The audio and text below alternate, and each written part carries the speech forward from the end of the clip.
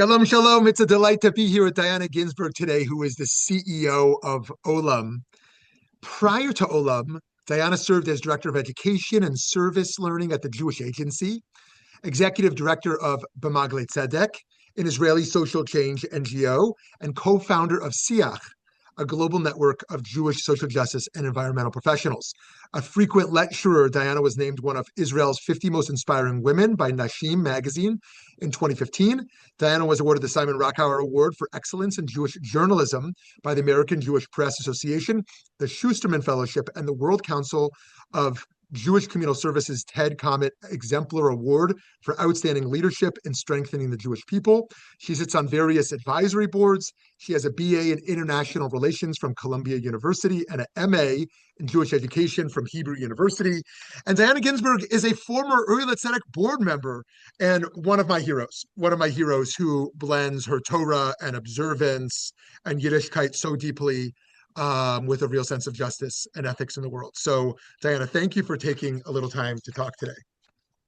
It's great to be here, and the feeling is entirely mutual. And it's been amazing to see OLAM Tzedek's evolution over the years and have been involved in the early days, but to track its progress in recent times.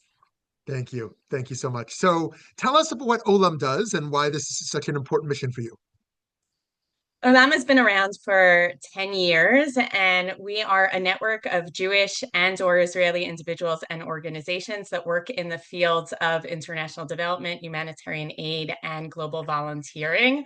We are inspired by Jewish values and Jewish wisdom and hold ourselves accountable to best practices when it comes to ethical work.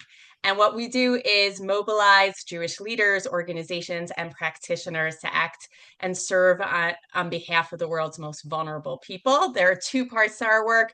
One is everything that goes into a field builder. So we currently have 80 partner organizations, all of which are Jewish or Israeli, and work in the global south in developing countries in a variety of fields: agriculture, global health, disaster relief, and much more. And we also have over 220 individual members who are Jews who work in these sectors, but outside of a Jewish context, in the UN, in large NGOs that are secular, etc. So everything that goes into a field builder, bringing these folks together to learn and network, etc., and also amplifying their work in the Jewish community and making the case for this.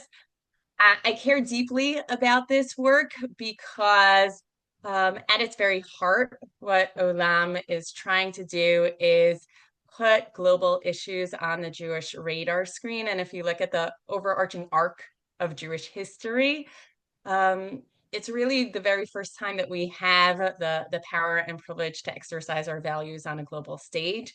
I think over the last 2 years or so, since the events of October 7th, Jewish communities have felt a lot more vulnerable than they have been, at least in my lifetime.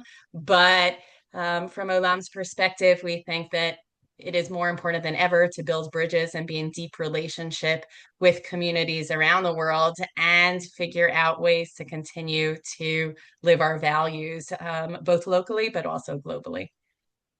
Amazing. I love that so much. How do you think about the balance between doing it lishma versus doing it for Kiddush Hashem? Meaning lishma, like doing this for its own sake, and Kiddush Hashem, doing it because it's good for the Jews. Of course, they're so inextricably linked, it's hard to kind of separate them out. But are there times you sort of feel like one is a priority over the other? That's an amazing question.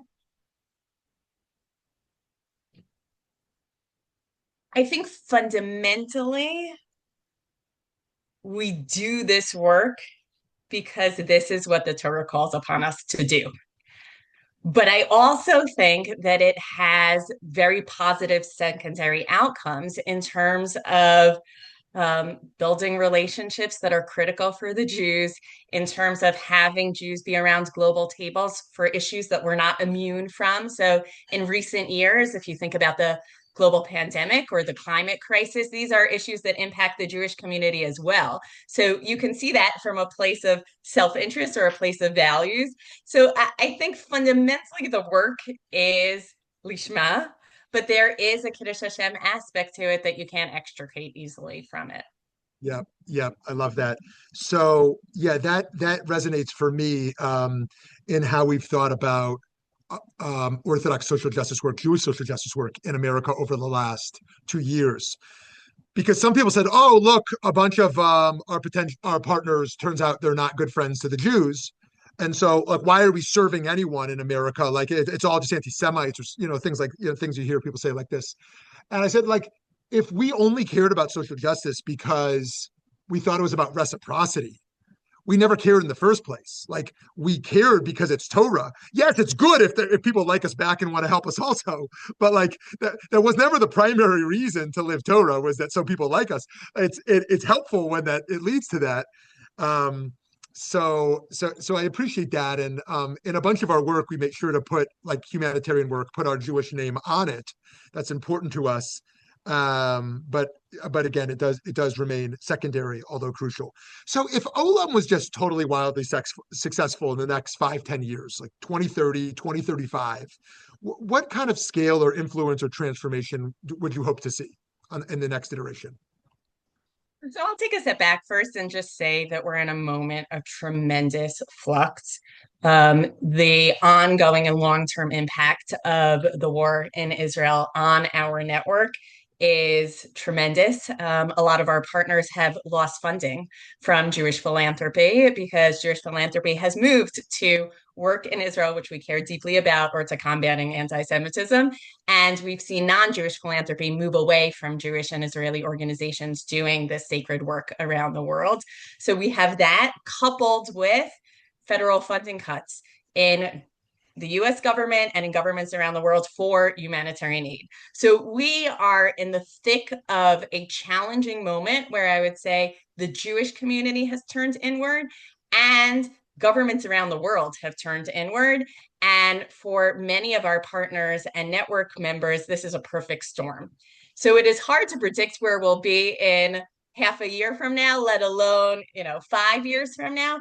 But I would say that we're precisely at an inflection point as a Jewish community where we can make choices either to retreat unto ourselves or, like you said, to continue, despite the complexity and the difficulty, to engage with the wider world. And so my hope is that we make good choices as a Jewish community. We continue to meet our own needs, but we realize that extending our hand to others is not a renunciation of those needs, but an extension. So, what I hope is that Jewish education, Jewish philanthropy, Jewish institutions will realize that part of being in the world today is to exercise our Jewish values and also have global commitments alongside our commitments to our own communities and to local needs of our neighbors surrounding us.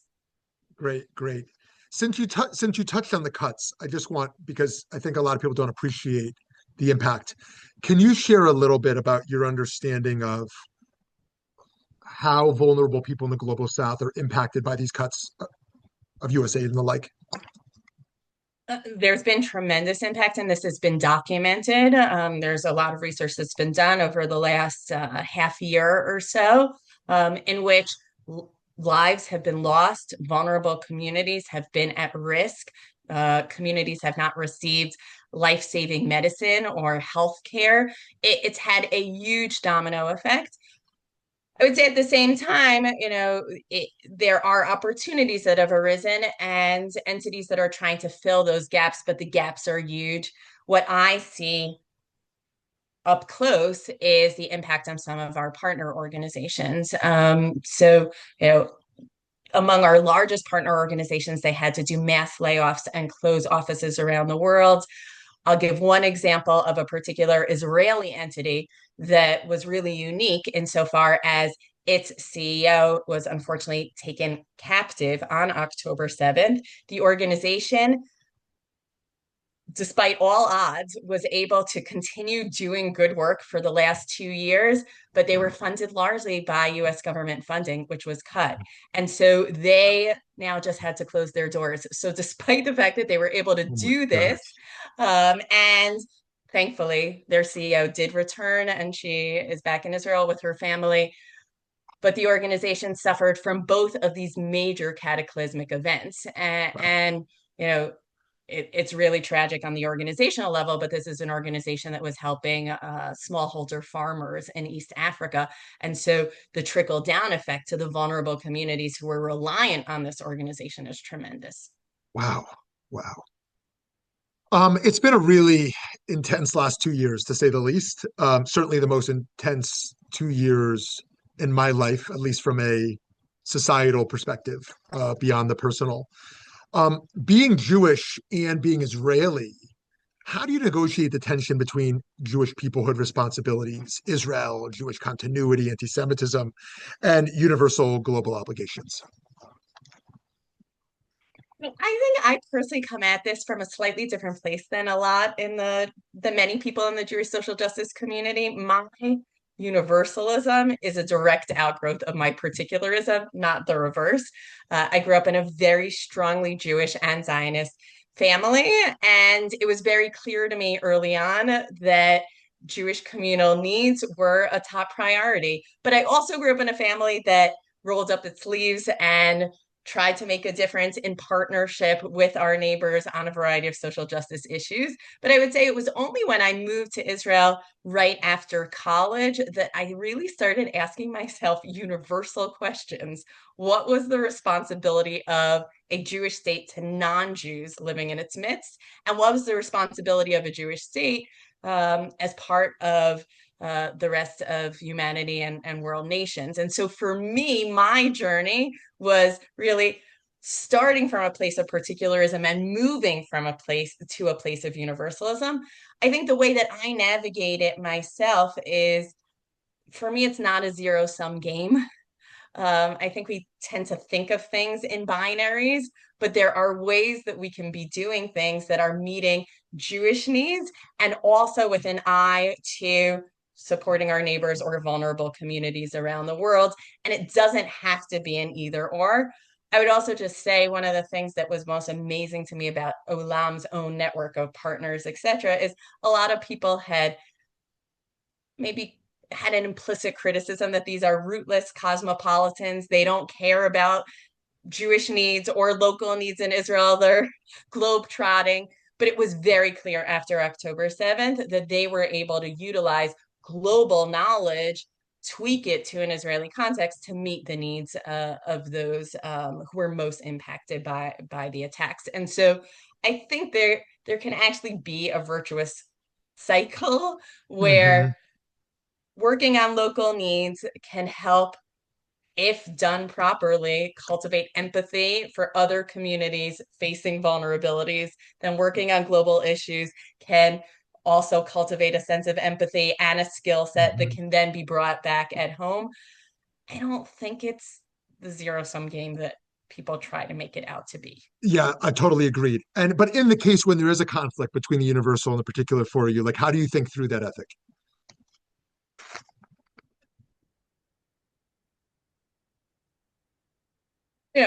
I come back to the Talmudic text of the poor of your city come first, and I take that seriously. And I also think that the text is purposefully ambiguous about what take precedence means, right? What does Mm-hmm. that mean in Mm-hmm. terms of, is that 51% of the charitable dollars of the tzedakah that you give, or is that 99%? Mm-hmm. Is that, if you look in terms of a lifespan, right? Is it how much time you're devoting to one issue versus another issue at a given point in time or over an entire life? And I think Mm-hmm. that Judaism is actually ambiguous in terms of that. So for me, it is clear to me that those with whom I am in deep kinship and relationship do take priority, but I also think there's a lot of latitude for thinking about how to spend time, resources, energy in that, 51 to 99%. Um, yeah, Yeah. I don't know if that's answering your question, but I think for Yeah. me, I actually don't Yeah. see the conflict as Yeah. much. Okay. Great. Great. So there's a a really rapidly drifting divide between American Jews and Israeli Jews. I mean, that's not a new phenomenon, but just to play out one dimension of it, although it's a political dimension, um, my read of either most Israelis or a large segment of Israelis from left to right is that the US commander in chief is a hero to be celebrated, who has been the best friend of Medinat Israel. And I think of the bulk of American Jews thinking of this commander in chief as someone who is a narcissist, an authoritarian, a tyrant, a liar, and represents the worst side of America. And I think just to take that issue alone, not to mention perceptions of the war and this and that, like a real divide of kind of values orientation. And I wonder, without getting into that political side of it, unless you want to, like, can this global justice side be some sort of bridge between the communities when it seems on other fronts there's such a drift? I would say OLAM is probably unique in the broader landscape because we are a global organization that has staff in Israel, in the US, in the UK, and our conferences are really gathering people from around the world. We typically have people from 16, 17 different countries. And we are an organization that is focused on global service and global responsibility. And yet one of our core values was Israel as a resource. So that has always been part of our ethos and our DNA. And there's magic that I think that results when you bring together people who have some type of shared language. In our case, it's around humanitarian principles or a sense of, a mission-driven approach to being in deep partnership with people around the world. When you bring those folks together, despite diversity, geographic, religious, political, there are connections that can be formed. And I think it's really rare that there are spaces in the Jewish community that create those connections. And so I think the more we can have opportunities to bring together people in, the American Jewish social justice community with counterparts from Israel and also, frankly, from other Jewish communities who have different political dynamics, etc., the more you can have some of those relationships that are built. And I would say it's both the relationships, but also the canon of texts. So as someone who has now lived in Israel for 20 plus years and has been in the social justice world here in Israel, a lot of the sources that are cited and the narratives and the key stories are different than those in the American Jewish social justice community. And I think there's a lot that can be learned by looking at whether it's the religious Zionist thinker and first chief rabbi Rav Kook or the labor Zionist thinker Aleph Dalet Gordon. That doesn't appear in the American Jewish social justice canon, nor do I think in Israel is there an appreciation for, the role of the American Jewish community in the civil rights movement or in Darfur. And I think there's a lot that can be learned in terms of sharing the core texts, experiences, narratives that inspire both communities that right now are a little bit in a vacuum. Yeah, yeah, awesome. So I could talk with you for hours, but you've got crucial work to do. So last question for today. What's the key Torah that drives you? Meaning, there is global poverty and climate disaster and injustices for women and LGBTQ people and racial issues and war and strife and refugees and so many just challenges across the board. And we've got a prophetic tradition, a rabbinic tradition, a Kabbalistic tradition. There's so much that intersects. And I wonder, like, at its core, a halachic tradition, at the core of all of that, when you're tired, as I imagine you are as a parent, as a CEO, as a global traveler, like, what's Torah that fuels you? So I would say I'm probably deeply influenced by books that I've read over this past year, of two people who are teacher and student of Rav Yitz Greenberg, The Triumph of Life, and of Rabbi Shai Held, Judaism is About Love. I think for me that if you sort of strip things down and look through a thrust from the Torah to modern days, we are a multivocal tradition, but I think that basic sense of human dignity and of empathy and being able to look at another person and see their humanity is the Torah that drives all of the work. And I think that is authentic Torah. And so I'm very much, inspired by the work that they have done to collate that in a way that helps others like myself see the way that that is a real thrust throughout the Torah and beyond. I love that. Coming off Parsha Bereshit, one of the things Rabbi Adin Steinsaltz said was that after they ate from Eitz Hadat Tovera, the tree of knowledge of good and evil, um, um, why didn't they eat from Eitz Chaim, the tree of eternal life? Okay, so now they know they're mortal, but now just becoming mortal. It says sometimes we become so complex in our truth that we forget the simple truths. And that really speaks to me what you're saying, that it's so easy to look at all the complexity and all these messes and forget some of the most simple truths of Torah. And I think Rav Yitz, in particular, and a Triumph of Life is such a powerful teacher for me in understanding how deep this tradition is in life affirmation, and in Salam Elohim, in the dignity of others. So, Dyonna, thank you for this time and for all the great work you do. And it's been a pleasure talking with you today. Likewise.